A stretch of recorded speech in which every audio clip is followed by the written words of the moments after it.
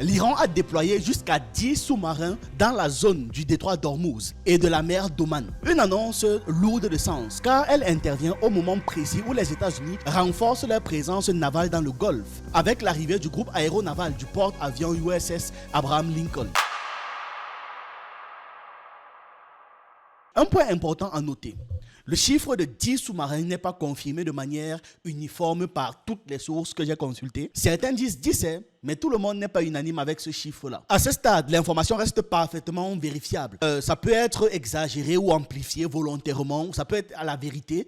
En tout cas, tout ça s'inscrit dans un contexte de guerre de l'information. Mais ce flou n'est pas anodin. L'ambiguïté fait partie intégrante de la dissuasion. La majorité des sous-marins qui ont été déployés seraient des Ghadir, des sous-marins miniatures diesel électriques conçus spécialement pour des opérations dans le littoral. L'Iran en possède environ une vingtaine, ce qui rend crédible l'idée qu'une partie significative de cette flotte puisse être mobilisée, déployée, sans pour autant vider la base et les réserves de l'Iran. Certains rapports évoquent aussi la présence de sous-marins de classe Fateh. C'est plus imposant, c'est semi-lourd, capable d'opérations plus polyvalentes et doté d'une endurance supérieure aux Ghadir. Ce point est fondamental pour comprendre la logique iranienne. Il ne s'agit pas de rivaliser frontalement avec la marine américaine. Ce serait suicidaire. L'objectif est ailleurs. Ces sous-marins sont conçus pour transformer le détroit d'Ormuz en zone d'incertitude permanente. Un espace où chaque navire ennemi doit supposer qu'il est observé, suivi et potentiellement ciblé. Dans une zone où près de 20 à 21% du pétrole mondial transite, cette incertitude devient une arme stratégique en soi. Ce n'est pas la destruction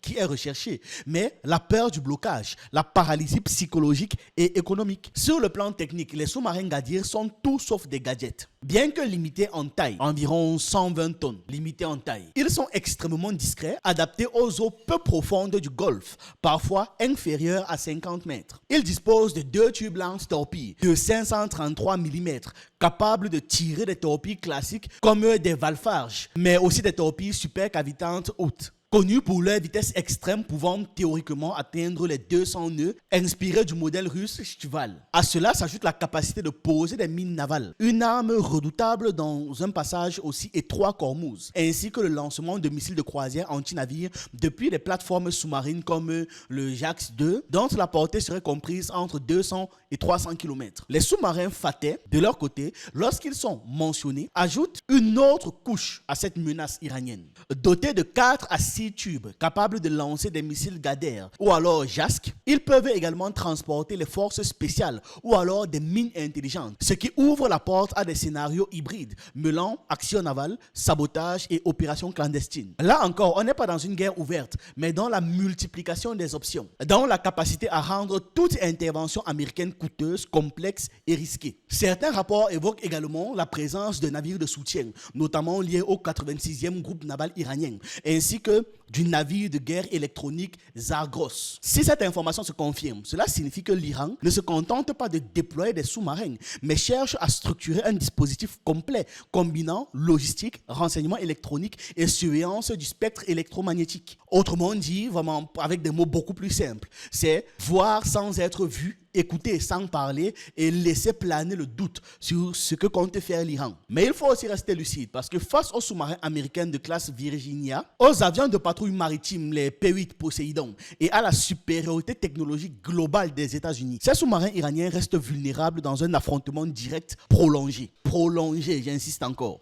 Et l'Iran le sait. Et c'est précisément pour cela qu'il mise sur la saturation, la surprise et l'environnement. Dans un espace confiné, comme le Golfe, justement, la technologie brute ne suffit pas toujours. La géographie devient une arme donc. Et l'Iran joue sur son terrain. Il maîtrise son terrain. Nous ne sommes donc pas face à une préparation d'attaque immédiate, mais face à une posture de dissuasion asymétrique, pensée comme une réponse directe à l'arrivée de l'USS Abraham Lincoln, signalant donc une ligne rouge très claire. Le détroit d'Ormuz n'est pas un espace neutre. Toute tentative de pression militaire, il sera interprété comme une provocation majeure. La première question à se poser est simple, mais centrale. Pourquoi ce déploiement maintenant? Pourquoi l'Iran choisit ce moment précis pour laisser filtrer l'idée d'une présence sous-marine renforcée dans le détroit d'Ormuz? Les réponses sont simples. La pression militaire américaine et le contexte politique international, notamment autour d'Israël. Sur le plan militaire, le déclencheur immédiat est donc clair. C'est l'arrivée du groupe aéronaval USS Abraham Lincoln dans le Golfe. Ça arrivé le 24 janvier 2026, changeant brutalement la lecture stratégique de la région. À cela s'ajoute la présence signalée d'un sous-marin américain de classe OIO potentiellement armé de missiles Tomahawk. Là encore, le message est limpide. Washington se donne la capacité de frapper vite, fort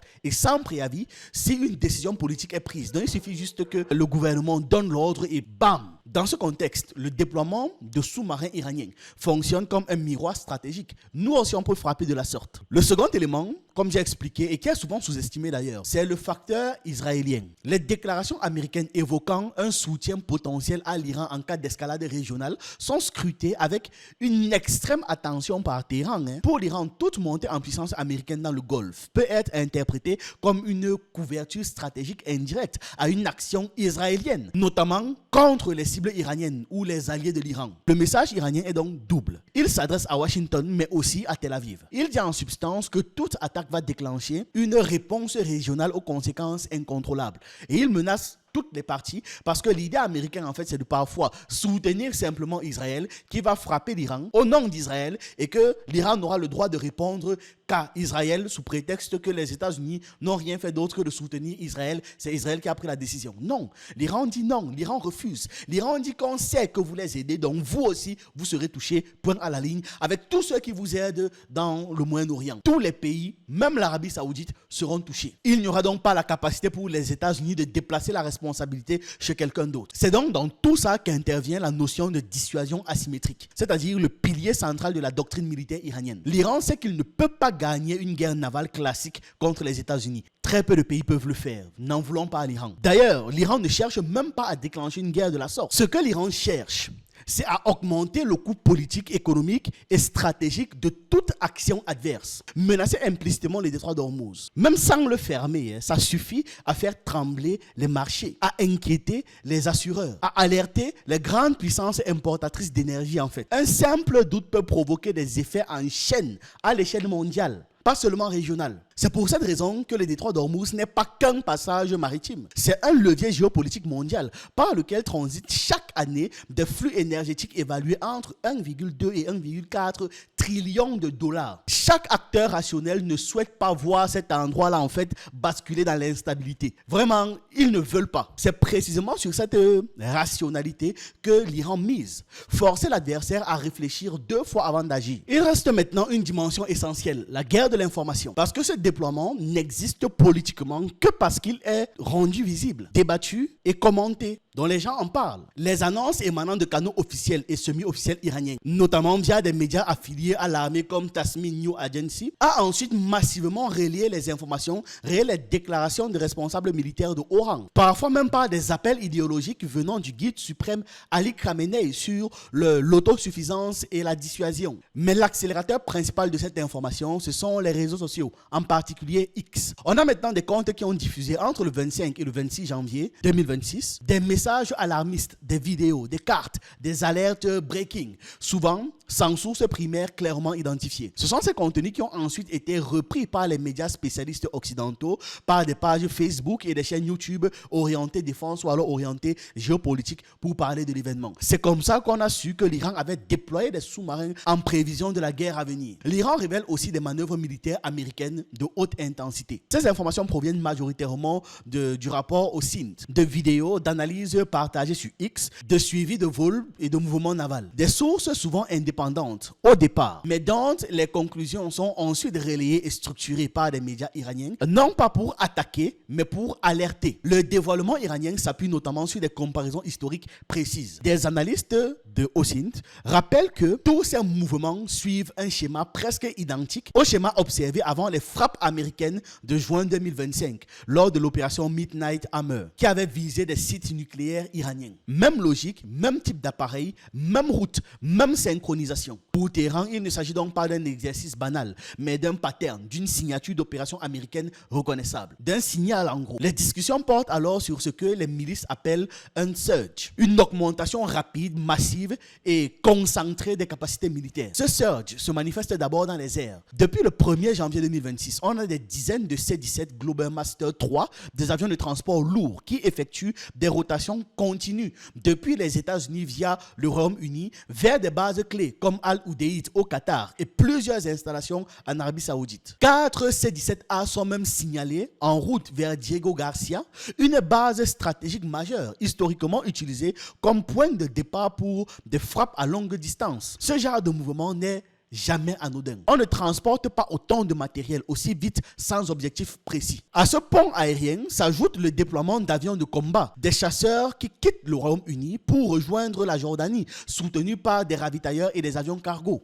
Des AC-130J, un gunship, appareil spécialisé dont l'appui feu lourd et les opérations de nuit sont repérés aussi près de la RAF Air Force. Dans le même temps, on a des drones MQ-4C, les Tritons, qui effectuent des reconnaissances quasi quotidiennes au-dessus du détroit d'Ormuz, surveillant l'espace maritime iranien en permanence. Là encore, ce sont des capacités typiquement associées à une préparation opérationnelle, pas de simples démonstrations. Sur le plan des forces spéciales, on a la présence des bataillons, des brigades entières de forces spécialisées dans des opérations clandestines, les insertions profondes et les frappes ciblées d'ailleurs, ce qui renforce l'impression qu'ils s'apprêtent à faire quelque chose de grave. Ces unités ne sont pas déployées pour des exercices médiatiques. Elles sont utilisées quand des options concrètes sont sur la table. Officiellement, les États-Unis parlent de dissuasion, de maintien de la stabilité régionale, de protection du détroit d'Ormuz, vital pour l'approvisionnement pétrolier mondial. Mais dans la lecture iranienne, et d'ailleurs dans la lecture de tous les pays du sud global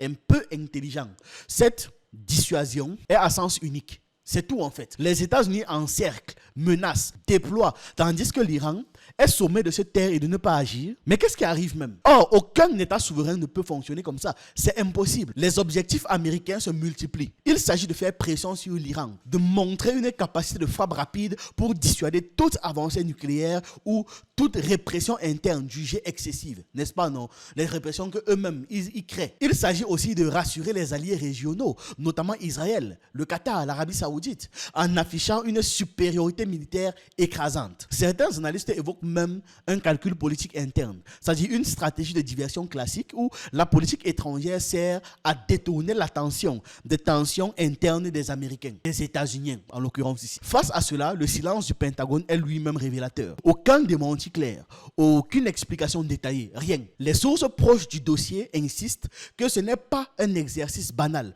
mais une préparation sérieuse avec des options réellement envisagées. Dans ce contexte, l'Iran ne fait pas preuve d'agressivité gratuite. Il documente, avertit et se prépare de son côté. Les révélations sur les manœuvres américaines servent à justifier une alerte maximale, à expliquer à son propre peuple un déploiement massif, y compris les sous-marins qu'ils ont envoyés là, et donc ça envoie un message clair. Si une attaque est lancée, elle n'aura rien de propre, ni de localisé. Ça va toucher tout le monde. Les conséquences seraient régionales, voire même mondiales, si ça touche aussi le pétrole qui circule là-bas. Au soir du 26 janvier 2026, aucune frappe n'a encore eu lieu, mais la situation est hautement volatile. Et c'est précisément pour cela que le moment est dangereux.